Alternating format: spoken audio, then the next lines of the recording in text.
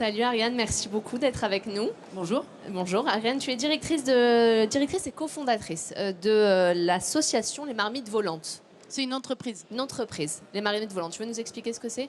Oui, les Marmites Volantes, c'est une entreprise de restauration engagée qui existe depuis 12 ans maintenant, qui a deux activités. Une activité avec un restaurant qui est ouvert que le midi et une livraison de petites marmites sur le marché du plateau repas dans les entreprises. Et une autre activité qu'on a développée il y a 6 ans maintenant, qui est de la restauration scolaire. Donc on produit des repas livrés en cantine scolaire.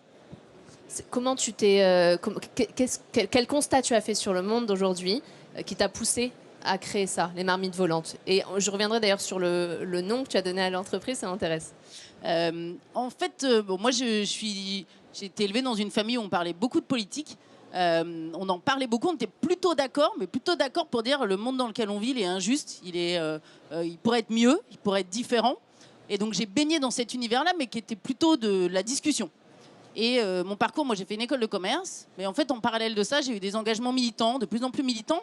Et j'ai été confrontée à plein de luttes, des luttes sociales, des luttes environnementales. En fait, j'ai réfléchi aux outils pour contribuer à ces luttes-là. Moi, j'ai passé du temps à habiter en squat pour mobiliser des gens, expliquer que le squat, c'était pas forcément un truc de punk à chien. Ça pouvait aussi être des lieux où on démontre qu'il y a des problèmes de logement dans des villes comme Paris. Et sur l'alimentation, qui est un truc qu'on nous occupe quand même 2, 3, 4 fois par jour suivant notre âge, je me suis dit finalement, vouloir nourrir les militants, le monde, c'est une manière de ne pas choisir ses luttes. On peut nourrir tous ceux qui luttent sur toutes les luttes.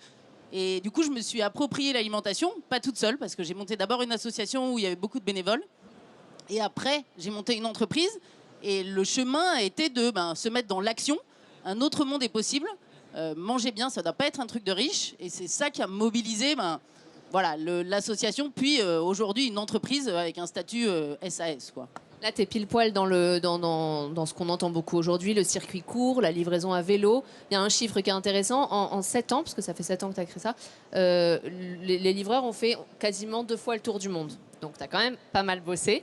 Tu as ouvert une école, je crois. Enfin, tu livres les écoles, pardon, c'est pas la même chose. Tu veux nous expliquer cette nouvelle étape que tu as franchie?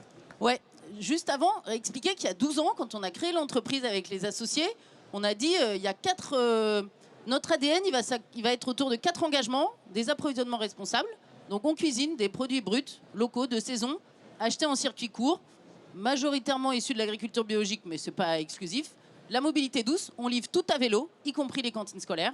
On est propriétaire de nos vélos et nos livreurs, ils sont salariés de notre entreprise. La limitation des déchets, toutes nos activités, elles sont en temps consigné, donc ces petites marmites, d'où le marmite volante. Elles sont livrées en entreprise avec des vraies assiettes. Donc les clients, ils déjeunent tous ensemble. Consignable. Voilà, et notre livreur, il retourne tout chercher, on récupère, on lave et on réutilise. Et l'engagement, le 4e point, c'est l'engagement social. On a voulu faire une entreprise où restauration n'est pas égale à exploitation, mais plutôt on parle de préservation des ressources humaines, une autre manière de gérer les ressources humaines d'une entreprise. Donc on est à la fois dans des engagements sociaux et environnementaux, et ancré dans une réalité de marché, parce qu'on a un statut SAS, labellisé ESUS, qui démontre notre engagement et notre utilité sociale. Mais c'est vrai que c'est important pour nous de raconter l'histoire comme ça, parce que la volonté, c'était de faire une entreprise cohérente, loin d'être parfaite, mais qui cherche à cocher beaucoup de cases. Et le vélo, bon, franchement, il faut se remettre en arrière. Il y a 12 ans, livrer des plats cuisinés à vélo, c'était vraiment un truc de beatnik, quoi. Tout le monde nous a dit « What, vous allez faire un restaurant avec 100 micro-ondes, 100 congélateurs et livré à vélo ?» Waouh, vous êtes trop bizarre, quoi. À l'époque, on ne parlait pas d'entreprise à impact. Nous, on avait dit on va faire un restaurant autrement. Et cette volonté qu'on a, et pour nous, c'était juste du bon sens, en fait. On n'avait pas du tout l'impression d'être pionnier.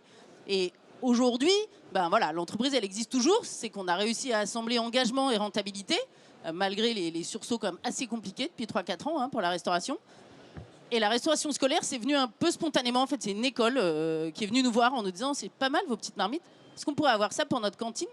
Et du coup, on a quitté les petites marmites, on est passé en bac gastronorme pour des questions de standard.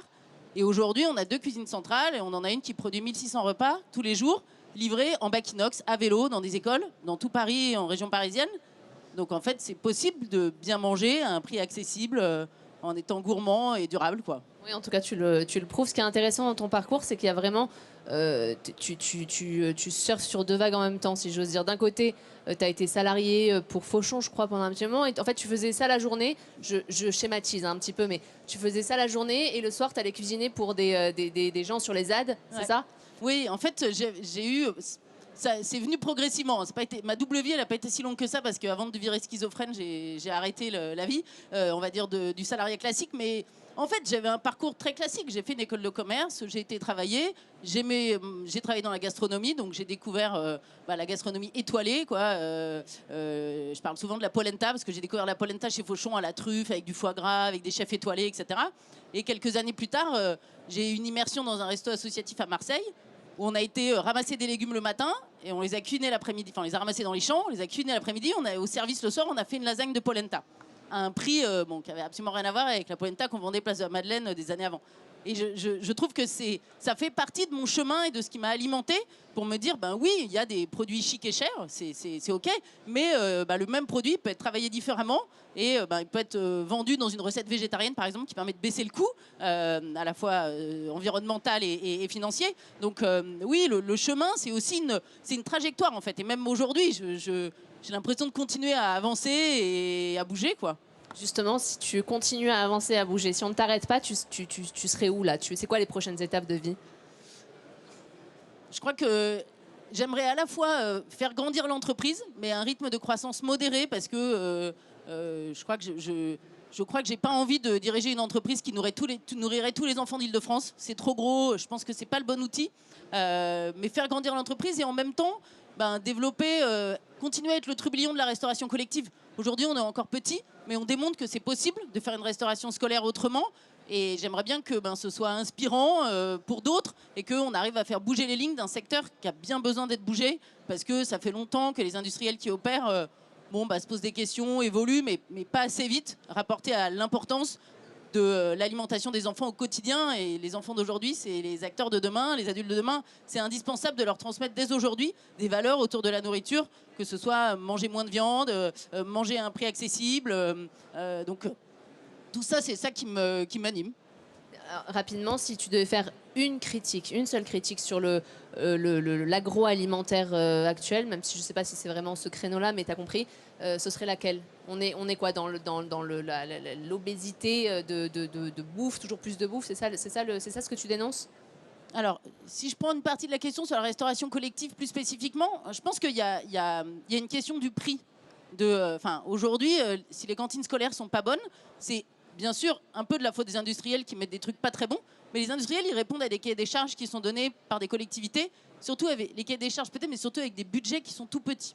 Et donc, il y a une question le résultat d'aujourd'hui, c'est le résultat de deux choses en même temps, donc tout le monde doit bouger. Les collectivités, elles doivent bouger, elles doivent se poser des questions, elles doivent se demander comment on fait pour que le contenu des assiettes soit meilleur et que les enfants y passent un temps meilleur à la cantine. C'est pas juste ce qu'il y a dans l'assiette.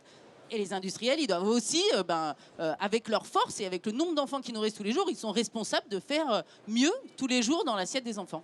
Merci infiniment Ariane d'avoir été avec nous. On se retrouve très bientôt. On peut l'applaudir.